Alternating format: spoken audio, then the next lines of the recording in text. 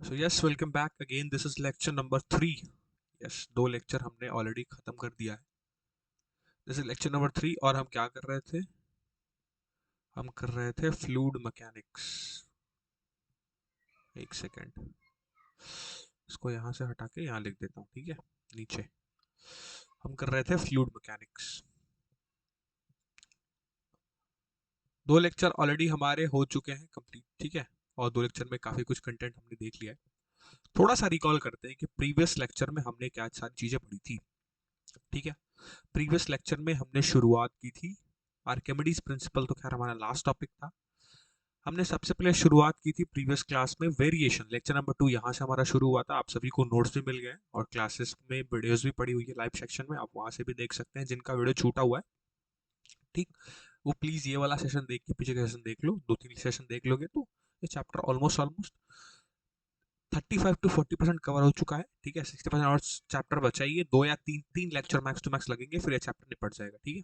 तो lecture number 2 में हमने देखा था प्रीवियस क्लास में कि वेरिएशन ऑफ प्रेशर डेप्थ के साथ कैसे होता है, ये सारी चीज़ हमने देखी थी। फिर हमने हाइड्रोस्टैटिक पैराडॉक्स के बारे में बात किया था। पास्कल लॉ वेरी इंपॉर्टेंट, इसके हमने एप्लीकेशंस और साथ ही साथ आर्किमिडीज प्रिंसिपल और उस पे बेसिस हमने बहुत तरह काफी कुछ हमने लेक्चर नंबर 2 में भी कवर अप किया है। तो उनमें 3 केसेस भी हमने देखे थे कि किस किस तरह से एग्जामिनर हमसे घुमा के क्वेश्चंस पूछ सकता है, ठीक है? दिस लेक्चर नंबर 3 और आज हम कंटिन्यू करेंगे इसके आगे से, ठीक है? तो इतनी सारी बातें हमारी प्रीवियस क्लास में हो चुकी है, ठीक? कुछ टॉपिक है, कुछ अच्छे टॉपिक्स है, तो आप उसको नोट डाउन करिए। आज जो क्लास शुरू होती है वो टॉपिक का नाम है एपरेंट वेट। एपरेंट वेट, ठीक है? अब ये एपरेंट वेट का क्या फंडा है भाई? एपरेंट वेट, ठीक, चलो वेट तो सबको पता है, ठीक है? लेकिन ये एपरेंट वेट का क्या फंडा है? देखो, एपरेंट वेट मतलब एक्चुअल वेट नहीं होता है। मतलब कोई बॉडी जिसका कोई एक्चुअल वेट हो, बट एक्चुअली वो उसका एक्चुअल वेट को ना रिप्रेजेंट करके उसके कुछ डिफरेंट वेट को रिप्रेजेंट करे, उसको हम एपरेंट वैल्यू कहते हैं। मतलब कि सिमिलर वैल्यू नहीं है, जो ओरिजिनल वैल्यू है उसके सिमिलर नहीं है वो। तो अगर यहाँ एपरेंट वेट लगाए, इसका मतलब कि जो भी एक्चुअल वेट होगा बॉडी का, रियल वेट होगा, वो उस वेट की बात नहीं कर रहा है। अब ये एपरेंट वेट पहले डिफाइन कैसे होता है ये समझ लो, ठीक है? देखो, बहुत सिंपल सा कॉन्सेप्ट है, क्या? क्योंकि हम फ्लूइड मैकेनिक्स पढ़ रहे थे। तो अगर मैं लेट्स से ये कंटेनर है, ठीक है? एज यूजुअल हम इससे इसी एग्जांपल से समझते हैं। इसके अंदर जैसे कंटेनर है जिसके अंदर पानी भरा हुआ है, ठीक है? इस पूरे चैप्टर में हम क्या कर रहे हैं? इस पूरे चैप्टर में हम एक ही चीज कर रहे हैं, क्या? कोई बॉडी ला रहे हैं एक्सटर्नली, अब उसको हम क्या कर रहे हैं? सबमर्ज कर दे रहे हैं वाटर के अंदर। तो लेट्स से हमने एक बॉडी लाई सॉलिड, ये बॉडी थी हमारी, और इसको हमने वाटर के अंदर सबमर्ज कर दिया। अब सोच के देखो, जब ये बॉडी वाटर के बाहर थी तो इस बॉडी का अपना कुछ ना कुछ वेट रहा होगा। सबको पता है हर बॉडी के पास वेट है ना? तो ये जो बाहर था, जब ये बॉडी वाटर, जो तुम्हारा कंटेनर जिसके अंदर पानी भरा हुआ है, वाटर से बाहर था, तो उस वेट, जो उसका वेट होगा, उस वेट को हम कहते हैं actual wait of the body. मतलब वो डुबाने से पहले, सबमर्ज करने से पहले जो भी वेट रहा है बॉडी का, उसको हम एक्चुअल वेट कहते हैं। लेकिन जैसे ही हम इस बॉडी को क्या करेंगे, जैसे ही हम इस बॉडी को वापस पानी के अंदर सबमर्ज कर देंगे, तो होता क्या है कि जो एक्चुअल वेट होता है बॉडी का, उससे कुछ कम वेट हमको फील होता है जब हम पानी के अंदर उस चीज को डाल देते हैं। कहते हैं ना कि तुम पानी के अंदर जाओगे, तुम्हारा वेट तुमको हल्का फील होगा। तो एक्चुअली जो वेट हमको रिप्रेजेंट हो रहा है, कब? जब हम किसी एक्चुअल बॉडी को जो बाहर है पानी के, उसको हम पानी के अंदर डाल दे रहे हैं, तो उसके वेट में कुछ डिफरेंसेस देखने को मिलेंगे। और वो जो आपको एक्चुअली कह लो लोकल वेट कह लो, या फिर एपरेंट वेट ज्यादा अच्छा शब्द है जो कि यूज भी किया जा रहा है यहाँ। तो एपरेंट वेट बेसिकली वो वेट होता है जो एक्चुअल तो नहीं होता है, लेकिन जब हम उस बॉडी को किसी वाटर के अंदर सबमर्ज कर देते हैं तो उसके वेट में जो डिफरेंसेस देखने को मिलता है, उसको हम एपरेंट वेट कहते हैं। मतलब एपरेंट वेट कब डिफाइन होगा, ये तो समझ आ गया। एपरेंट वेट तब डिफाइन होगा जब हम किसी भी बॉडी को वाटर में सबमर्ज कर देंगे, आइदर वो पार्सली हो आइदर वो फुल्ली हो। यस, पार्सली का मतलब कि उतने हिस्से का वेट जो कि हमारा सबमर्ज्ड है। बट एक्चुअली अभी हमने ऐसा केस लिया है जिसमें प्रॉपरली पानी के अंदर वो पानी है, तो एक्चुअल वेट से कुछ वेट क्या होगा, डिफर करेगा, कुछ वेरिएशन होंगे उसके वेट में, और उसको हम एपरेंट वेट कहेंगे, ठीक है? तो अगर आप छोटा सा स्टेटमेंट लिखना चाहो तो आप ऐसे लिख सकते हो कि जो एपरेंट वेट होता है, sorry, apparent weight, apparent weight of a body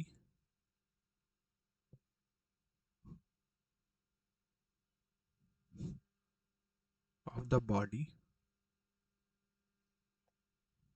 जिसकी डेंसिटी है, हर सॉलिड बॉडी की डेंसिटी होती है, चाहे सॉलिड बॉडी हो चाहे लिक्विड बॉडी हो, सबकी डेंसिटी होती है, जिसकी डेंसिटी मान लो रो है, रो सिंबल है, ठीक है।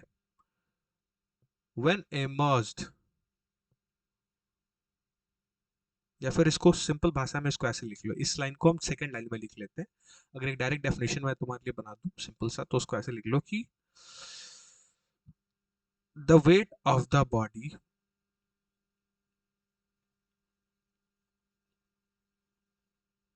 When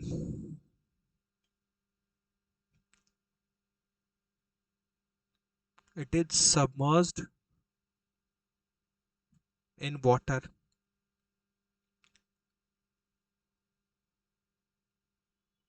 that is called apparent weight,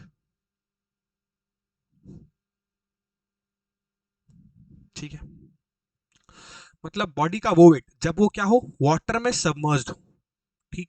अब आपके मन में ये सवाल आ रहा होगा कि सर इसको क्या कैलकुलेट करने का कोई तरीका है क्या, क्या इसको कैलकुलेट किया जा सकता है क्या। लेट्स से कोई बॉडी हमारे पास है, उसका वेट है, ठीक है, हमने एक्चुअल वेट मान लो हमको पता है, लेकिन हमने उसको पानी के अंदर डाल दिया, और फिर मान लो अगर ऐसा कोई कैलकुलेशन आ गया कि उस बॉडी का एपरेंट वेट फाइंड करो, उस बॉडी का एक्चुअल वेट नहीं, उस बॉडी का एपरेंट वेट फाइंड करो जब उस बॉडी को वाटर में सबमर्ज कर दिया गया, तो यस उसका हमारे पास एक तरीका भी है, और हम अभी उस मैथमेटिकल एक्सप्रेशन को देखेंगे। उससे पहले आपको ये बता दूं कि लेट्स हम ये हमारा बॉडी है, ठीक है। तो कोई भी बॉडी जो होता है, चाहे इधर वो सॉलिड हो इधर वो लिक्विड हो, सबके पास उसका कुछ ना कुछ डेंसिटी होता है।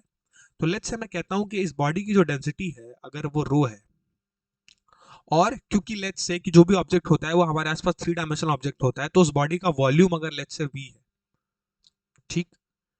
तो अगर मैं इसके वेट को रिप्रेजेंट करूं तो मैं कैसे रिप्रेजेंट कर सकता हूं, सोच के देखो। वेट क्या होता है किसी भी बॉडी का, mass into acceleration due to gravity होता है। तो अगर मैं वेट ऑफ सॉलिड बॉडी लिख दूं WS, weight of solid body जो कि पानी के बाहर है, उसका वेट हम लिखने की कोशिश कर रहे हैं, तो उसके वेट को मैं क्या लिख सकता हूं, सोच के देखो। क्या मैं मास को ये लिख सकता हूं, रो V इंटू जी। सोच के देखो क्यों, क्योंकि डेंसिटी इक्वल्स टू क्या होता है, since density is equals to mass upon volume, तो क्या mass is equals to rho into V नहीं हो जाएगा, बिल्कुल हो जाएगा। तो हमने सॉलिड बॉडी का वेट कितना ले लिया, लेट्स से रो वी जी, जो हमारा बाहर था, ठीक। अब ये तो सॉलिड बॉडी का वेट है, बट हमको एपरेंट वेट चाहिए बॉडी का। एपरेंट वेट कब कब डिफाइन होता है, जब वो बॉडी वाटर में सबमर्ज्ड हो। तो हमको ये बताइए सर कि हम एपरेंट वेट को कैसे कैलकुलेट करेंगे। तो लेट्स से कि जो सॉलिड बॉडी का वेट है उसको मैं WS लिखता हूं, और वो है रो इंटू वी इंटू जी। तो अगर मैं एपरेंट वेट कैलकुलेट करूंगा तो इसका बहुत सिंपल सा फॉर्मूला क्या होता है, नोट कर लीजिए। एपरेंट वेट जो होता है बॉडी का, that is equals to actual weight minus upthrust. अब ये नया शब्द अप थ्रस्ट, ये नया नहीं है, प्रीवियस लेक्चर में मैंने अप थ्रस्ट और बायोन्सी आपको समझाई है। तो जो बच्चे प्रीवियस क्लास में थे वो समझ गए होंगे कि सर अप थ्रस्ट किस फोर्स की बात कर रहे हैं। अप थ्रस्ट मतलब बेसिकली बायोन्ट फोर्स की बात कर रहे हैं। तो यही है वो सिंपल सा इक्वेशन, किसको डिटरमाइन करने के लिए, किसी बॉडी का एपरेंट वेट डिटरमाइन करने के लिए। अब किसी सॉलिड बॉडी का एक्चुअल वेट को मैं WS जो मैं यहाँ लिखा हूं, तो क्या मैं इसको ऐसे लिख दूं, एक्चुअल वेट की जगह मैं क्या लिख सकता हूँ, लेट्स से किसी बॉडी का जो डेंसिटी है वो रो है, उस बॉडी का वॉल्यूम है V, और G आपका एक्सेलरेशन ड्यू टू ग्रेविटी है। तो एक्चुअल वेट को मैं क्या लिख सकता हूँ, let's say weight of solid body minus, अच्छा अपथ्रस्ट क्या होता है, सबको पता है अपथ्रस्ट क्या होता है, सर जी बायोट फोर्स, इसी को तो अपथ्रस्ट कहते हैं, याद है FP, प्रीवियस लेक्चर में हमने पढ़ा था, इधर पढ़ा था, याद है बायोट फोर्स, इसी को क्या कहते हैं, अपथ्रस्ट, जो कि क्या क्या करता है, किसी बॉडी को पानी से ऊपर ढकेलता है, मतलब अपवर्ड फोर्स जो एग्जर्ट करता है वाटर किसी भी ऑब्जेक्ट पे, किसी बॉडी पे, उसको अपथ्रस्ट कहते हैं। तो अपथ्रस्ट को मैं क्या लिख सकता हूँ, FB लिख सकता हूँ। अब वेट ऑफ द बॉडी जो है, कहा गया, हाँ, weight of the solid body कितना है, अभी हमने बताया कितना, rho into V into g, minus, सोच के देखो अपथ्रस्ट कितना होता है, अरे सर अपथ्रस्ट होता था सिग्मा इंटू वी इंटू जी, याद है, सिग्मा इंटू वी इंटू जी, जहां सिग्मा क्या है, सिग्मा है आपका डेंसिटी ऑफ लिक्विड, और रो क्या है, रो है आपका density of solid. So this is your formula for apparent wait. किसी भी बॉडी का एपरेंट वेट के फाइंड करने का मैथमेटिकल फॉर्मूला क्या है, हमने देख लिया, that is rho into V into g, ठीक। Rho into V into g. और जहां रो क्या है, ये है रो डेंसिटी ऑफ सॉलिड, और सिग्मा क्या है, जिस पानी में, जिस वाटर में आप उसको सबमर्ज्ड कर रहे हो उस वाटर की डेंसिटी। तो कंफ्यूज इसलिए मत होइएगा, इसलिए मैं यहां अलग अलग मेंशन कर दे रहा हूं। Sigma is equals to density of water. क्या ये फंडा सबको क्लियर हो गया कि अपरेंट वेट क्या है, एक्चुअल वेट क्या है? जल्दी से बताओ, और इन दोनों में क्या डिफरेंसेस हैं, फटाफट से। क्या ये अपरेंट वेट सबको समझ आया? कि हमने फिर W S minus F B, अगर मैं डायरेक्ट ये इक्वेशन आपको लिख देता तो आप समझ नहीं पाते। बस आपको मैं ये समझाना चाहता हूँ कि एक्चुअल वेट वो है जब वो पानी के बाहर था, तो उसको मैंने सॉलिड का वेट कह दिया। फिर जैसे ही हमने उसको पानी के अंदर डाल दिया तो उसके वेट में क्या हुआ, कुछ चेंजेस आए, और जो चेंज आया उसको हम एपरेंट वेट कहते हैं। हम कैसे निकालते हैं? Actual weight minus upthrust. Upthrust क्या होता है, प्रीवियस वीडियो में बता चुका हूं, बायोंट फोर्स को अपथ्रस्ट कहते हैं। तो हमने क्या किया, W S minus F B, मैंने बस उसको खोल के लिख दिया। क्या सबको क्लियर है? क्या ये क्लैरिटी सबको आ गई कि कैसे हमने एपरेंट वेट को डिफाइन किया? फटाफट से बता दीजिए।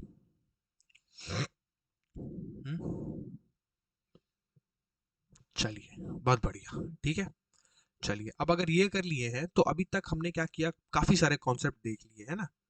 तो मैं ये चाहता हूं कि आपको एक दो क्वेश्चन करा दूं, ठीक है? दो तीन क्वेश्चन है मेरे पास, फिर मैं क्वेश्चन कराता हूँ, फिर मैं नेक्स्ट टॉपिक बढ़ूंगा। इससे क्या होगा कि अभी तक जितना पढ़ा हुआ कॉन्सेप्ट है, जो मेजर कॉन्सेप्ट है जिसमें मेरिकल बन सकता है, उसकी क्लैरिटी हो जाएगी। तो क्वेश्चन नोट डाउन करिएगा सभी लोग, ठीक है? कोशिश करने की कोशिश करिएगा। एट द एंड मैं सोल्यूशन तो सबको बताता हूँ, ठीक है? क्वेश्चन ये है कि बोट, एक बोट है, ठीक है? अ बोट डिस्प्लेसेस, बहुत सिंपल सा सवाल है, आप कर ले जाओगे, मैंने कॉन्सेप्ट बहुत अच्छे से पढ़ाया है। 2.5 मीटर क्यूब ऑफ वाटर, यहां लिख देते हैं 2.5 मीटर क्यूब ऑफ वाटर, ठीक? आपको डेंसिटी ऑफ वाटर दिया हुआ है कितना, 1000 kg पर मीटर क्यूब। और ये मैंने बताया भी था प्रीवियस क्लास में कि आप याद भी रख सकते हैं, अगर नहीं दिया होता तो भी आप यहाँ ये वैल्यू अपने आप से पुट करते, तो ये वैल्यू याद रख लीजिएगा, दिस इज इंपॉर्टेंट। इसको मैं क्या करता हूँ, एक डब्बे में बंद कर देता हूँ, ठीक है? ये दिया हुआ है आपको। सवाल है, what is the mass, very good, अच्छा सवाल। What is the mass of water displace,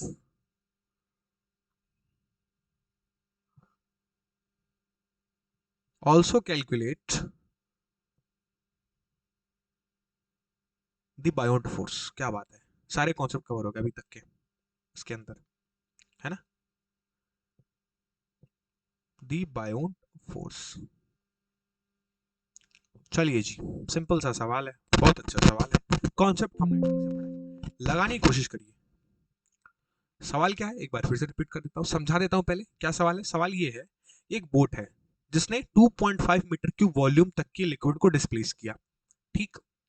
density of liquid आपको गिवन है 1000 kg पर क्यूब। पूछा क्या, what is the mass of the water displace, मतलब कितना जो होगा वो उसका मास बताइए कि वाटर का कितना मास डिस्प्लेस होगा। Also calculate the Biot force, ठीक? अब बड़ी सिंपल सी चीज है, क्या कितनी बढ़िया चीज हमने पढ़ी है, प्रीवियस क्लास में हमने पढ़ा था, क्या पढ़ा था? आइए मैं आपका इसको सोल्यूशन कराता हूँ, फिर आप समझिएगा, फिर आप मिलाइएगा कि आपका भी आंसर सही है कि नहीं, ठीक? एट द एंड मैं इस क्वेश्चन खत्म करने के बाद सबके आंसर चेक करूंगा, ठीक? चलिए, सोच के देखो, हमसे क्या पूछा गया है, mass of the liquid displace, है ना? हमने एक बहुत सिंपल सा रिलेशन पढ़ा है, क्या कि sir ji density is equals to होता है मास अपॉन वॉल्यूम। हाँ बिल्कुल। हमसे क्या पूछा गया है, हमसे ये पूछा गया है कि mass of the liquid displace, तो क्या मैं mass of the liquid displace को एम एल डी लिख दूं शॉर्ट में, और volume of the liquid displace को वी एल डी लिख दूं शॉर्ट में? बिल्कुल। और डेंसिटी को मैं क्या कर दूं, रो कर दूं, किसकी, किस में कैलकुलेट करना है हम, अरे वाटर में ही तो डिस्प्लेस है, तो क्या मैं डेंसिटी ऑफ वाटर H2O ले सकता हूं? बिल्कुल ले सकता हूं। तो यहां से अगर मैं मास ऑफ लिक्विड डिस्प्लेस निकालूंगा, सो दैट विल बी रो, किसका, H2O का, multiply by volume liquid displace. क्या बात है, तो क्या mass of the liquid displace निकल जाएगा? आप सोच के देखो, क्या रो H2O दिया हुआ है, क्या देखो रो H2O दिया हुआ है 1000, क्या बात है, 1000 रख दो, मल्टीप्लाई बाई, क्या वॉल्यूम ऑफ लिक्विड डिस्प्लेस दिया हुआ है, क्या देखो साफ साफ देखो, पहले पॉइंट में क्या लिखा है कि बोर्ड डिस्प्लेसेस 2.5 मीटर क्यूब, मतलब ये वॉल्यूम ही तो है, इट मीन्स 2.5। तो अगर मैं मास ऑफ लिक्विड डिस्प्लेस निकालूंगा तो क्या ये 2500 केजी नहीं हो जाए? सोच के देखो, क्योंकि मास की यूनिट कितनी होती है? केजी होती है। लो भाई, पहला पार्ट डन। सवाल का पहला पार्ट डन। क्या था इसमें? कुछ नहीं था। ठीक। 2500 ना।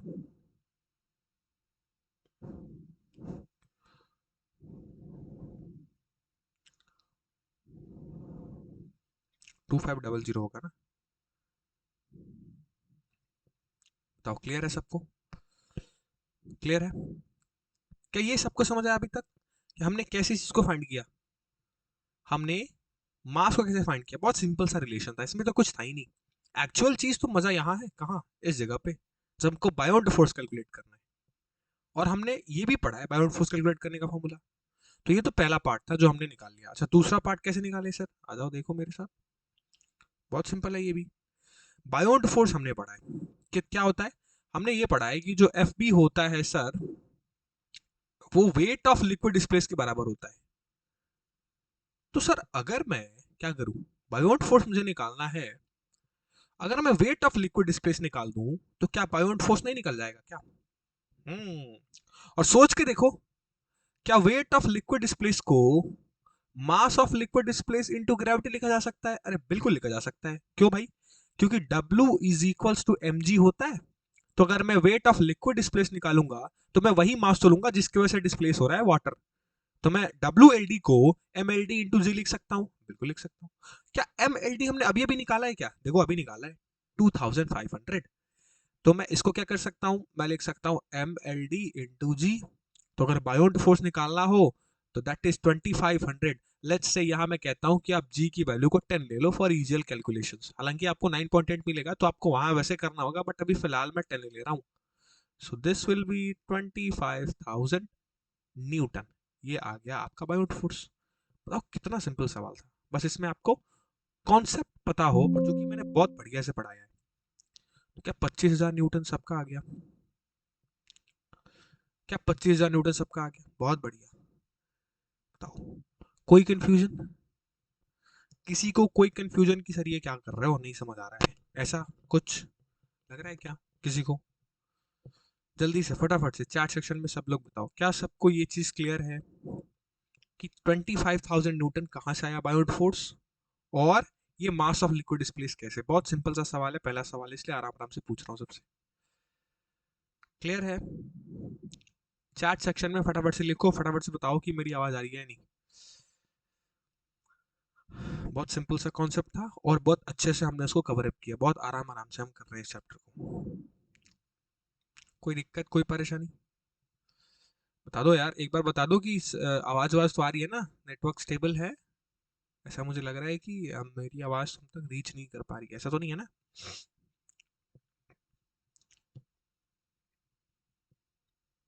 इजी। ये बात चैट सेक्शन में लिख दो।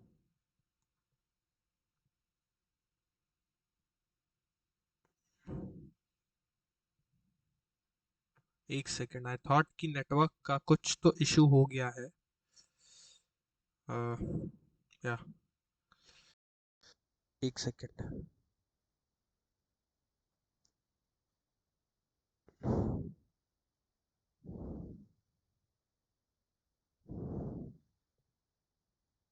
Hello hello hello hello hello hello hello hello hello. अरे रुक जाओ रुक जाओ रुक जाओ रुक जाओ। अरे रुक जाओ रुक जाओ। रीस्टार्ट हो गया क्लास, शायद नेटवर्क का इशू हो गया था कुछ। अभी आ रही है मेरी आवाज? फटाफट से चैट सेक्शन बता दो। क्या अभी मेरी आवाज आ रही है? क्या अभी मेरी आवाज आ रही है? वो शायद नेटवर्क का कुछ इशू हो गया था अभी। क्या अभी मेरी आवाज आ रही है? Okay okay okay. हो जाता है कभी कभी, वो ऑटो डिस्कनेक्ट हो जाता है कभी कभी। चलिए, तो ये बता दीजिए एक बार कि ये समझ आया आपको क्वेश्चंस कि कहाँ से मैंने मास ऑफ लिक्विड डिस्प्लेस और साथ ही साथ बायोन्ड फोर्स को कैलकुलेट किया। बहुत सिंपल है, ठीक है। ये फटाफट से जल्दी बता दो, फिर हम आगे बढ़ेंगे। ठीक, ये सबको क्लियर हो गया ना? चलो आई थॉट हो गया होगा, ठीक है, कोई परेशानी नहीं, ठीक। चलिए, तो this is a very simple question जिसमें हमने पहला क्वेश्चन सॉल्व किया, अच्छा क्वेश्चन था, ठीक है, थोड़ा सा आपको दिमाग यूज करना था इस पे, ठीक। नेक्स्ट क्वेश्चन एक और नोट करिएगा, ठीक है।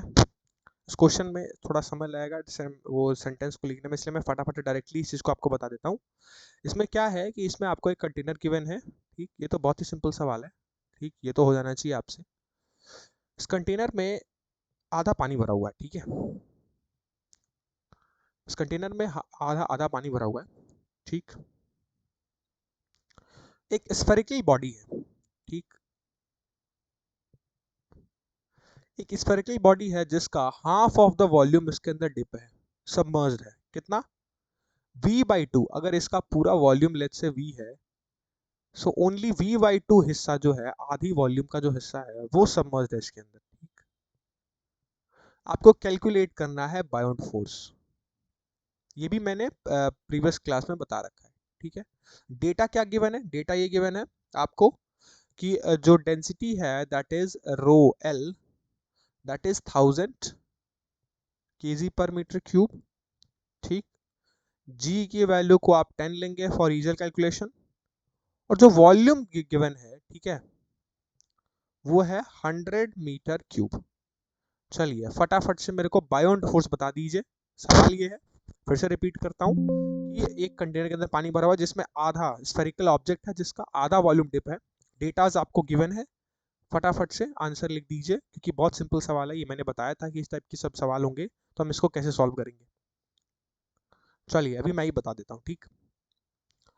हमने अभी भी पढ़ा गया कि जो बायोंट फोर्स होता है that is equals to, previous class जाइए अगर नहीं देखा हो देखिए, हमने पढ़ा है क्या, sigma into V L D into g, ये फॉर्मूला होता है बायोंट फोर्स का, ठीक।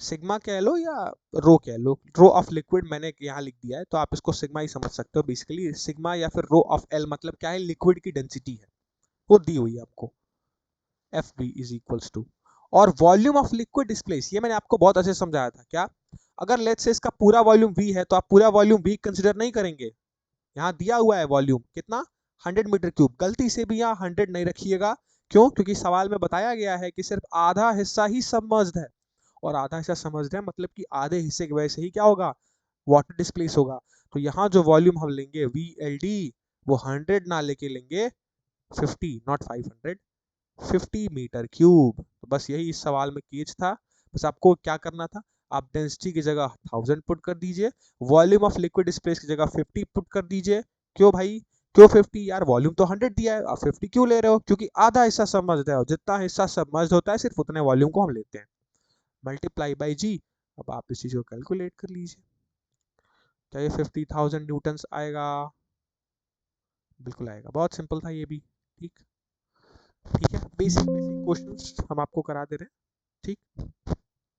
चलिए क्लियर है, चलो अब एक और बढ़िया सवाल मैं आपको देना चाहता हूँ, ठीक है, सबको बताया मैं प्रैक्टिस कराते रहता हूँ, ठीक है, ये अच्छा सवाल है, ये एक अच्छे लेवल का स्टैंडर्ड सवाल है, तो आप इसको नोट डाउन करिएगा, ठीक है, लिख देता हूँ पूरा क्वेश्चन इसको मैं, ठीक है। A concrete slab, a concrete slab weight 180 newton, ठीक, समझिएगा ध्यान से, 180 न्यूटन, अरे यहाँ नहीं, यहाँ लिख देता हूँ 180 न्यूटन, ठीक। When it is, question note करिएगा, when it is fully submerged, when it is fully submerged under the sea, its apparent weight, ये बढ़िया सवाल, अभी हमने जो पढ़ा उस पे बेस्ड क्वेश्चन है, the apparent weight is 108 newton, calculate, क्या कैलकुलेट करना है, calculate the density of the sea, ये एक स्टैंडर्ड सवाल है और एग्जाम का आया हुआ सवाल है, इसीलिए अच्छे से कॉन्शियस होकर इसको सॉल्व करिएगा, पीवाई क्यू है ये, ठीक है। Water, if the volume of the sea water displaced by the concrete slab is 4800 centimetre cube. ठीक, जी को आप 10 मीटर पर सेकंड स्क्वायर ले सकते हैं। ये बढ़िया सवाल है हमारे पास। ठीक, ये आज का अच्छा सवाल। ठीक है, क्या है सवाल में? सवाल है कि कंक्रीट स्लैब है, समझिएगा, जिसका वेट हमको दिया हुआ है कितना, 180 न्यूटन। ठीक है, when it is fully submerged under the sea, इसका एपरेंट वेट हमको देखने को मिला 108। तो मैंने आपको क्या बताया था, एपरेंट वेट क्या होता है, जब हम किसी भी सॉलिड बॉडी को, जो बाहर है, कंक्रीट स्लैब एक सॉलिड बॉडी है जिसका वेट हमको दिया हुआ है, जब हम उसको क्या किए कि पानी में समर्ज कर दिए, तो उसका एपरेंट वेट देखो चेंज हो गया। 180 उसका एक्चुअल था, लेकिन हो कितना गया, देख कितना रहा है हमको, 108। तो this is the apparent weight. ठीक है, क्या बोला है, calculate the density of the sea. क्या बात है, वाटर का डेंसिटी मतलब सी वाटर का डेंसिटी, और वॉल्यूम जो डिस्प्लेस कर रहा है कंक्रीट स्लैब, वो है 4800 सेंटीमीटर क्यूब। अब ये यूनिट पे जरूर ध्यान दीजिएगा, बहुत लोग कंफ्यूजन यही करते हैं, गलत सवाल हो जाएगा अगर आप यूनिट ध्यान नहीं देंगे। तो सबसे पहले तो आप सेंटीमीटर क्यूब क्या करेंगे, मीटर क्यूब में कन्वर्ट करेंगे। उससे भी पहले क्या करना होगा, सोच के देखो, दिमाग लगाओ थोड़ा सा, कैसे कैलकुलेट करेंगे हम डेंसिटी, सोच के देखो कैसे कैलकुलेट करेंगे डेंसिटी हम सी वाटर की। देखो दो तरीके हो सकते हैं। क्या, एक तो पढ़ा हुआ कॉन्सेप्ट, क्या पढ़ा है हमने, हमने ये पढ़ा है कि अगर सी वाटर की डेंसिटी हमको फाइंड करनी है, तो अगर लेट्स से हमने बायोट फोर्स का फार्मूला पढ़ा है, सबने पढ़ा है क्या, वो क्या होता है, density of liquid into volume of liquid displace into g. तो सोच के देखो, अगर मैं इसे डेंसिटी ऑफ लिक्विड यानी रो एल निकालूं, अरे रो एल कह लो या सिग्मा एल कह लो, एक ही बात है, तो ये मत सोचना कि सर सिग्मा लिखवाए हो यहाँ रो लिख रहे हो। ठीक है, लो भाई तुम कहते हो तो मैं सिग्मा लिख देता हूँ यहाँ, एक ही चीज है। ठीक, सिग्मा क्या है, आपकी वाटर की डेंसिटी। ठीक है, तो अगर आपको सिग्मा निकालना है तो आप क्या करोगे, बायोट फोर्स को volume of liquid displace into g से मल्टीप्लाई कर दोगे। आप सोच के देखो, क्या ये सारे डेटा गिवन है क्या क्वेश्चन में, क्या आपको बायोट फोर्स गिवन है क्या आपको volume of liquid displace given है क्या, और जी तो भाई सबको पता होती है, चलो जी तो तुमको पता है, वॉल्यूम ऑफ लिक्विड डिस्प्लेस ही पता है। देखो यहाँ बोला है कि if the volume of the sea water displace by the concrete slab is 4800, तो ये भी आपको पता है। लेकिन ये फंडा क्या है, मेन फंडा है बायोट फोर्स निकालना। तो अब बायोट फोर्स कैसे निकाले, सोच के देखो, बायोट फोर्स कैसे निकाले।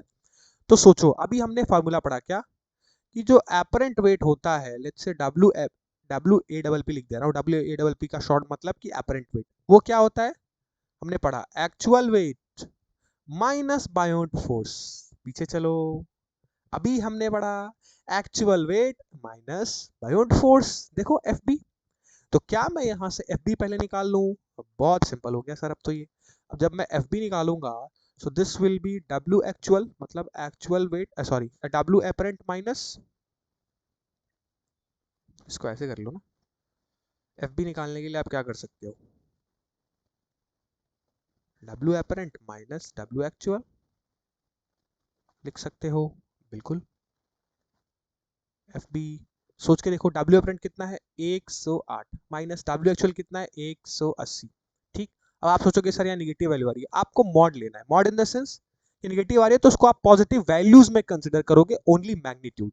ठीक है, तो आप 108 माइनस 180 कर लो, तो एफ बी अगर मैं हटा दूं, निगेटिव से हटा दूं, तो दिस विल बी 72।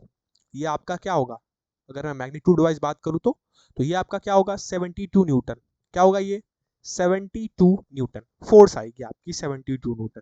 ठीक है, अब एफ बी आ गई, एफ बी को मैं यहां पुट कर दूं तो क्या हमको सिग्मा मिल जाएगा, बिल्कुल। तो अगर मैं 72 इंटू, देखो वॉल्यूम ऑफ लिक्विड डिस्प्लेस बोला गया है क्या, if the volume of the sea displace by the concrete slab is 4800 centimetre cube, तो अगर मैं इसको मीटर क्यूब में कन्वर्ट करूँ तो 4800 इंटू 10 टू दी पावर, देखो -2 आपका कन्वर्जन सिंपल होता है, पर मीटर क्यूब है तो 10 पर -6 कर सकते हो आप इसको, मल्टीप्लाई बाई कितना हो जाएगा, जी, जी कितनी है 10 ले लो आप। तो मैं इस सिग्मा इक्वल्स टू क्या कर सकता हूँ 72 upon 4800 into 10 to the power, इसको कैलकुलेट करूंगा, दिस विल बी -4।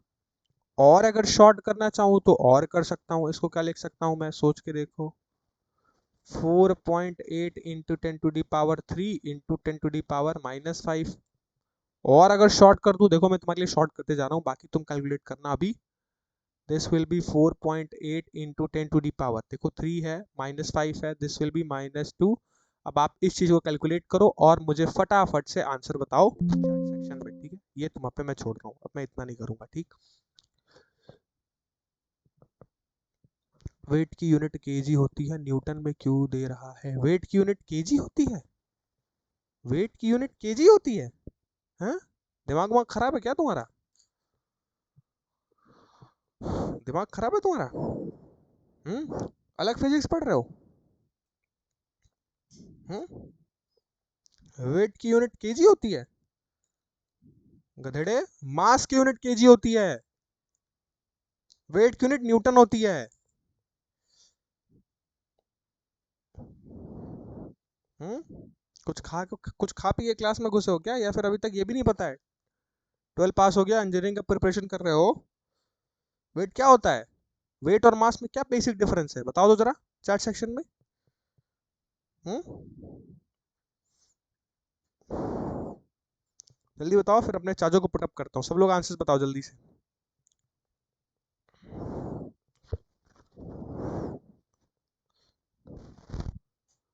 जल्दी से जल्दी से। कितना आंसर आया सबका? ओके, चलो ठीक है, अगर उतना आ रहा है तो अच्छी बात है। हाँ, उतना ही आएगा, ठीक है। ठीक, ठीक है, चलिए। क्लियर है ना? देखो समझ आया, बढ़िया सवाल था। ऐसे टाइप के सवाल आपको देखने को एग्जाम में मिलते हैं, ठीक है।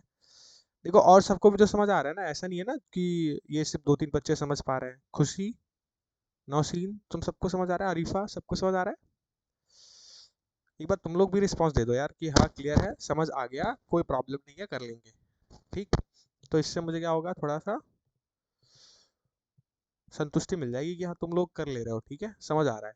नहीं तो फिर ऊपर ऊपर चढ़ का क्या मतलब है, मैं पढ़ाते जाऊँ फिर तुमको समझ नहीं आया। सब लोग बताओ, समझ आ गया ना? इजी है? अरे सिंपल है, कर लोगे, इसमें तो कोई बाहर सा कॉन्सेप्ट लगा नहीं है। हम्म क्लियर है? चलिए, आई थॉट इट इज। चलो बहुत बढ़िया, ठीक है, ओके देन। चलिए, तो ये कुछ 2-3 क्वेश्चंस थे जो मैं आपके लिए लेके आया था, ठीक है। अब इसमें हम आगे बढ़ेंगे और आज के लास्ट टॉपिक पे चलते हैं। थोड़ा सा लंबा सा होगा, हल्का सा, लेकिन मजा भी आएगा समझ में, ठीक है। ये टॉपिक बहुत अच्छा है। थोड़ा कॉन्सेप्ट देखते हैं हम इसके अंदर, फ्लोटेशन का।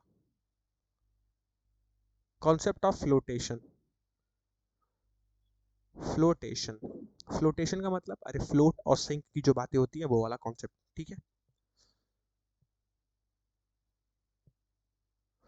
ठीक, इस कॉन्सेप्ट ऑफ फ्लोटेशन को समझने के लिए आपको 3 केसेस कंसिडर करने पड़ेंगे अपने माइंड में, ठीक है। अपने माइंड में क्या, मैं यहाँ विजुलाइज करता हूँ, आप उस चीज को बस थोड़ा सा विजुलाइज करने की कोशिश करिएगा उस चीज को, ठीक है। तो आपके लिए सब कुछ क्लियर हो जाएगा, ठीक। ये कॉन्सेप्ट ऑफ फ्लोटेशन क्या है? देखो सबको ये चीज पता है क्या, कि कोई भी बॉडी को, अभी हमने ये सारी चीजें पढ़ के आ रहे हैं, सबका कंक्लूजन हम लेके आ रहे हैं, क्या कर रहे हैं, किसी भी सॉलिड बॉडी को अगर मैं किसी वाटर में डालता हूँ तो वो क्या करता है, ठीक। कोई भी ऑब्जेक्ट क्या करता है, वो फ्लोट भी करता है। हमने पढ़ा है ये चीज कि बॉडी पे, सॉरी, वाटर में बहुत सारी चीजें, फ्लूइड में बहुत सारी चीजें फ्लोट भी करती हैं। उसके पीछे रिस्पॉन्सिबल क्या है?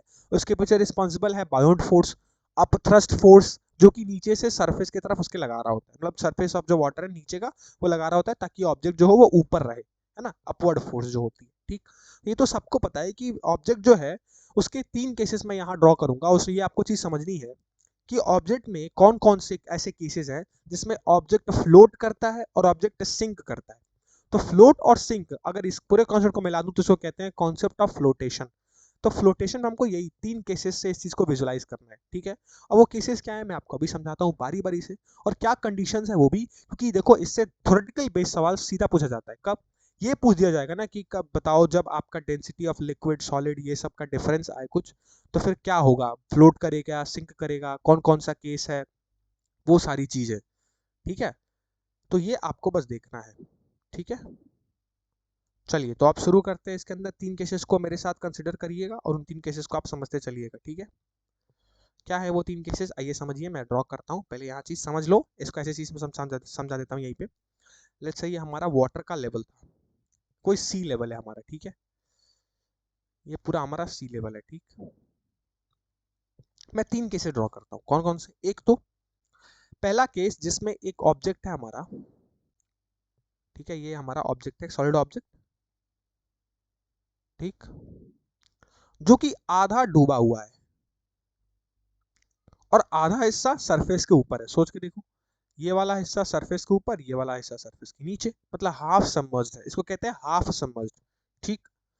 दूसरा केस मैं लूंगा जिसमें जो ऑब्जेक्ट है वो पूरा डूबा हुआ है फ्रॉम द सरफेस, उसके सरफेस से लेकर जहां तक की उसकी लेंथ है वो पूरा डूबा हुआ है। ठीक। तीसरा केस क्या लूंगा? तीसरा केस लूंगा एकदम समझ लो कि वो ग्राउंड लेवल पे है पानी के, मतलब बहुत ही अंदर है।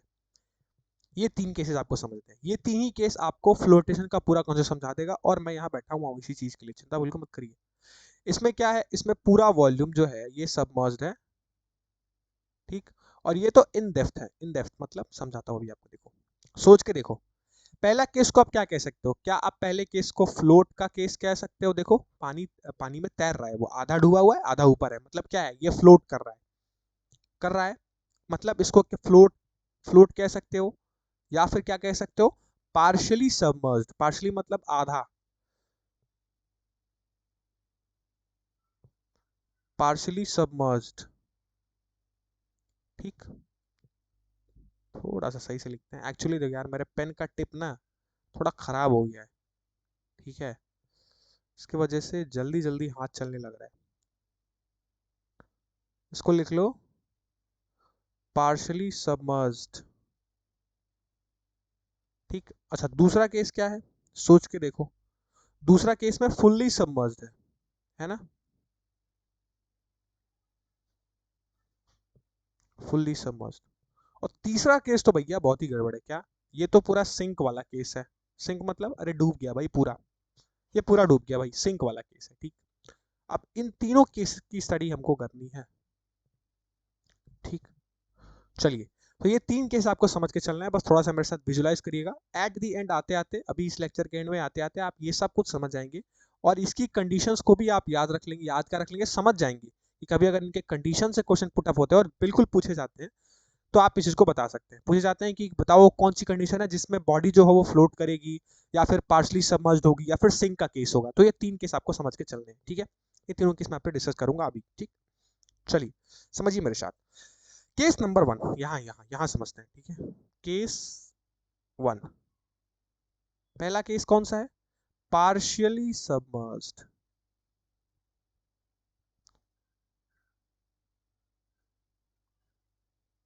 जब आपकी बॉडी पार्शियली सबमर्ज्ड हो, सोच के देखो, पार्शियली समझ में क्या हुआ है? पार्शियली समझ में ये हुआ है कि बॉडी का आधा हिस्सा सर पानी के अंदर है।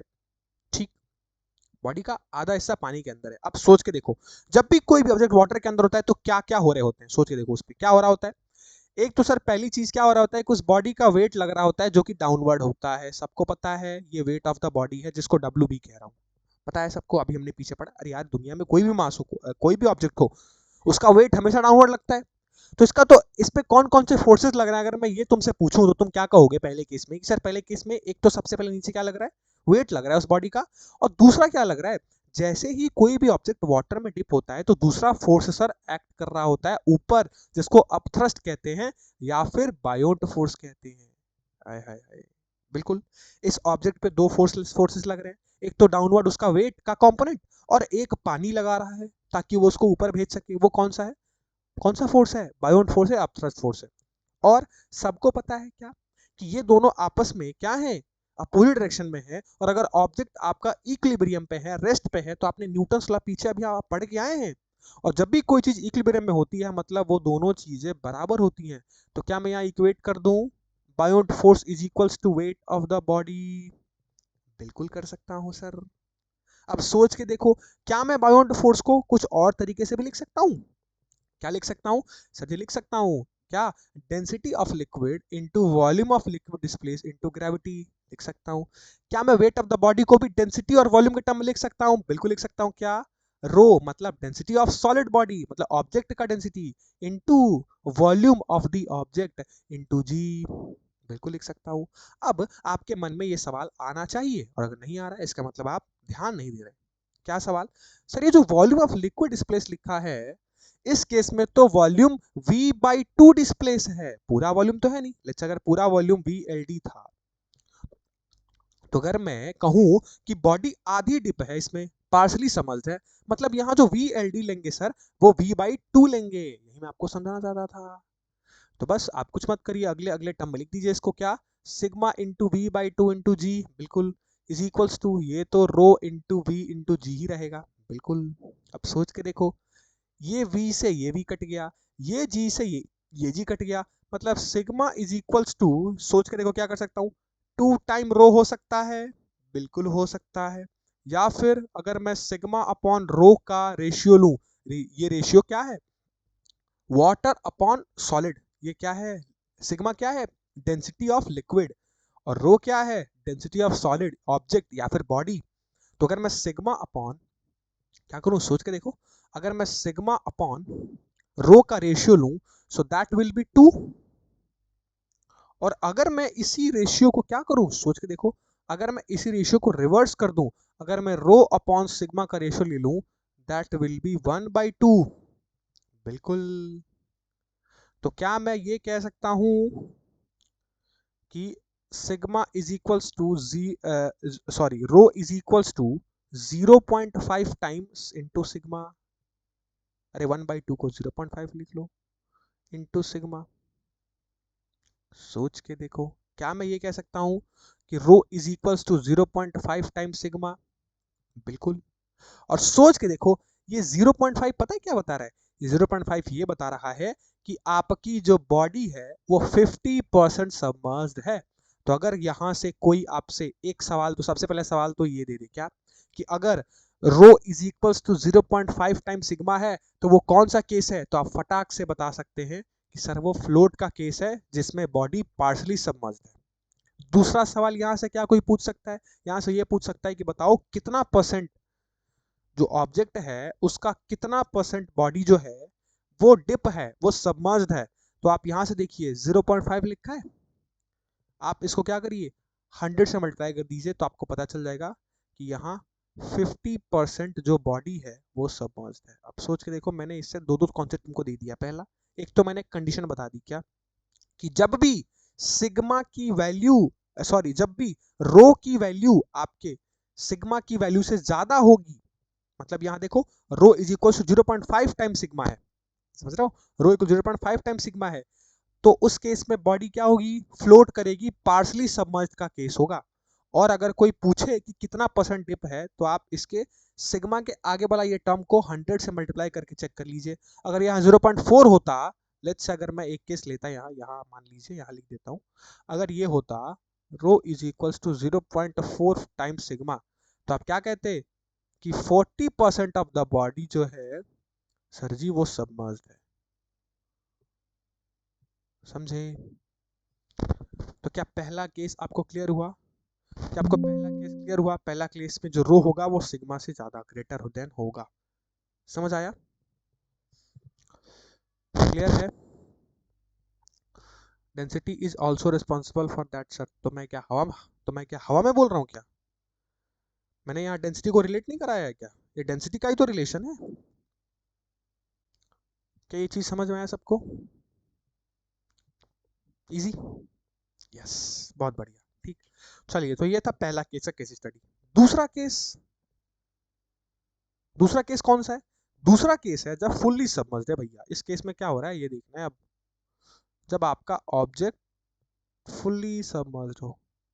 अब इस केस में भी तो सर क्या हो रहा होगा, इस केस में भी तो दो चीजें लग रही होंगी क्या, एक तो उसका वेट जो कि डाउनवर्ड, और अभी भी जो फोर्स लग रहा है बायोंट फोर्स लगेगा ही, जाहिर सी बात है। तो दोनों के, तीनों केस में ये तो समझ लो कि तीनों केसेस में आपका जो बायोंट फोर्स है वो वेट ऑफ द बॉडी को बैलेंस कर रहा होगा, ठीक। अब इस केस में देखने वाली बात ये है क्या, सोच के देखो, क्या ये फुल्ली सबमर्ज्ड है, बिल्कुल। तो क्या ये पूरा वॉल्यूम डिस्प्लेस, वी डिस्प्लेस क्या होगा, क्या पूरे वॉल्यूम के बराबर हो जाएगा, अरे बिल्कुल हो जाएगा, क्यों भाई, क्योंकि यहाँ आधा पौना का तो केस ही नहीं है, यहाँ तो 100% है। अभी देखो मैं बताऊंगा कैसे 100% है, सोच के देखो। एफ बी को मैं क्या लिख सकता हूँ, sigma into V into g, और डब्ल्यू क्या लिख सकता हूँ, रो इंटू वी इंटू जी। अब ये आप यहाँ ये कहोगे सर आप यहाँ वी एल डी क्यों नहीं लिए, यार वी एल डी पूरे वी के ही तो बराबर है। अगर मैं कह दूं कि इसका पूरा वॉल्यूम वी है तो ये पूरा वॉल्यूम डिप है, तो वॉल्यूम ऑफ लिक्विड डिस्प्लेस भी किसके बराबर हो जाएगा, वी के बराबर हो जाएगा। तो क्या मैं यहाँ से वी काट दूं, जी से जी काट दूं, बिल्कुल। अरे सर इस केस में तो सिग्मा इज इक्वल्स टू रो हो गया। ये है कंडीशन नंबर 2। तो जब भी क्वेश्चन में गिवन हो क्या either sigma is equals to rho या फिर rho is equals to sigma, तो कौन सा केस होगा भैया? वो केस होगा फुल्ली सबमर्ज्ड का पूरा ऑब्जेक्ट डूबा हुआ है। और अगर मैं आपसे रेशियो पूछूं किसका, रो अपॉन सिग्मा का, तो क्या ये 1 के बराबर होगा? बिल्कुल। और मैंने क्या बताया था कि कोई भी आप लिखा हुआ है उसके आगे आप 100 से मल्टीप्लाई कर दो, तो अगर मैं 1 इंटू 100 कर दूं तो क्या पता चल जाएगा कि 100% बॉडी सबमर्ज्ड है इसके अंदर। कितनी बढ़िया ट्रिक है ना। यहाँ क्या था 0.5 था, तो हमने 100 से मल्टीप्लाई किया तो पता चला कि 50% ऑफ द बॉडी सबमर्ज्ड है। यहाँ कोई पूछे कितने परसेंट ऑफ बॉडी सबमर्ज्ड है, तो आप क्या बोलोगे? अरे 1 इंटू 100 मतलब 100% बॉडी सबमर्ज्ड है। क्या ये केस भी सबको क्लियर है? फटाफट से मुझे बता दो। क्या ये दूसरा केस भी आपको क्लियर हो गया कि कैसे आपने पता किया? एक तो पहले आपने रिलेशन चेक किया। क्या रिलेशन चेक किया? दोनों की डेंसिटी अगर बराबर आ गई इट मींस कि बॉडी जो है वो क्या कर रहा है, वो फुल्ली सबमर्ज्ड है। लेकिन अभी भी सिंक का केस नहीं है। फुल्ली सबमर्ज्ड है, सिंक का केस नहीं है। सिंक वाला केस तो अभी तीसरा हमको देखना है। तो आप गलती से उसमें सिंक लिखा होगा, इसका मतलब ये नहीं है कि वो फुल्ली सबमर्ज्ड। सिंक मतलब वो ऑलमोस्ट सरफेस तक पहुंच गया है, वाटर के नीचे बहुत बहुत ही नीचे चला गया है वो, ठीक है। तो अब हम देखेंगे तीसरा केस, ठीक है। इसलिए मैंने आपको बोला कि at the end of the lecture आपको सब कुछ क्लियर हो जाएगा। और देखो अभी क्लियर हो रहा है। थर्ड केस नोट डाउन करिएगा। थर्ड केस क्या था? अरे सर सिंक वाला केस है, इसमें तो डूब ही गया सर एकदम, इसमें तो डूब गया। अब देखो इसमें होता क्या है ये समझिएगा। इसमें क्या होता है कि जो ऑब्जेक्ट है आपका, ठीक है, वो कहाँ है? बहुत बहुत नीचे चला गया है। बहुत नीचे चला गया है इसका मतलब कि उसका जो वेट का कंपोनेंट है, इस केस में जो वेट का कंपोनेंट है, वो वेट का कंपोनेंट आपका जो बायोट फोर्स लग रहा है उससे कई गुना ज्यादा हो जाता है। यहाँ जो आप सोच रहे हो कोई चीज डूब रही होती है, इसका मतलब कि वो अंदर जा रही होती है, जा रही होती है, जा रही होती है। तो यहाँ इक्विलिब्रियम का कंडीशन मेंटेन नहीं होता है। पहली चीज आपको क्या जाननी है, सिंक में इक्विलिब्रियम कंडीशन वायलेट हो जाता है। और जब इक्विलिब्रियम कंडीशन वायलेट हो जाएगा तो चीजें या तो ग्रेटर देन आएंगी या फिर लेस देन आएंगी, इक्वल टू तो नहीं आएगा। क्यों?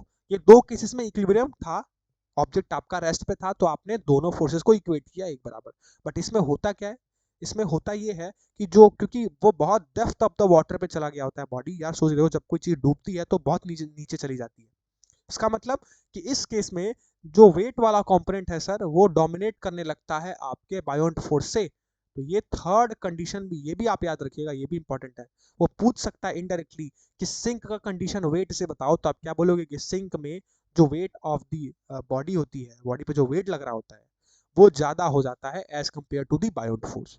अब अगर ज्यादा हो जाएगा तो अगर मैं वेट को लिखूंगा तो मैं क्या लिख सकता हूँ, सोच के देखो, rho into V into g, that will be greater than sigma into V into g. बिल्कुल। मतलब अगर मैं v से v को काट दूं, g से g को काट दूं, तो यहाँ ये पता चल गया कि rho is greater than sigma.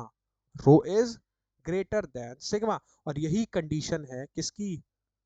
Sink की कंडीशन। सिंक मतलब डूब गया। तो आप थोड़ा सोच सकते हो, इससे इससे अपने आप को रिलेट करो।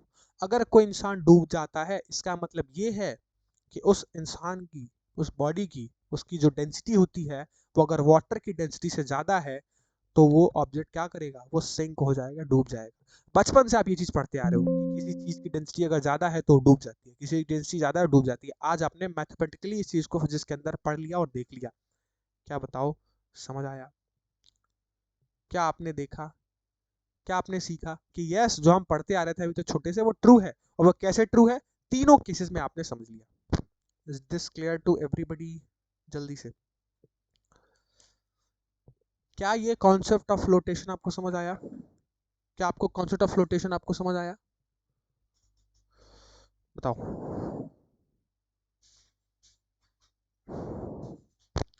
क्लियर है? ठीक है, इजी, इजी। चलो फिर, ठीक है। तो आपको कॉन्सेप्ट ऑफ फ्लोटेशन क्लियर हो गया होगा, ठीक है। तीनों केसेस मैंने आपसे बता दिया आपको, जिसमें मैंने पहले केस में आपको पार्शली सबमर्ज्ड का केस लिया, दूसरे केस में हमने लिया फुल्ली सबमर्ज्ड का केस, और तीसरे केस में हमने लिया सिंक वाला केस। क्लियर है? चलिए, तो हम जो बचपन से अभी तक पढ़ते आ रहे थे, जिसमें हमने सिंक और ये फ्लोट वाला केस देखा था, वो आपने मैथमेटिकली हमने उस चीज़ को इंट्रोड्यूस कर दिया। ठीक है, आपने समझ आप अब आप चीज़ को समझ गए होंगे कि जो बचपन में बोला जाता था, वो ऐसे हमने देख लिया प्रैक्टिकली भी। ठीक, क्लियर है? चलिए, so this is all about today's lecture. आज को यही तक रखते हैं, ठीक है। अब जो है मेजरली कुछ इंपॉर्टेंट टॉपिक जैसे विस्कोसिटी वगैरह हो गया, ठीक है, वो सब बचा हुआ है, बर्नौलीज प्रिंसिपल वगैरह, ठीक है। तो अब जो 2-3 लेक्चर होंगे वो दी मोस्ट इंपॉर्टेंट होंगे एग्जाम पॉइंट ऑफ व्यू से भी, ठीक है। तो इसीलिए कंसिस्टेंट रहिएगा, ठीक।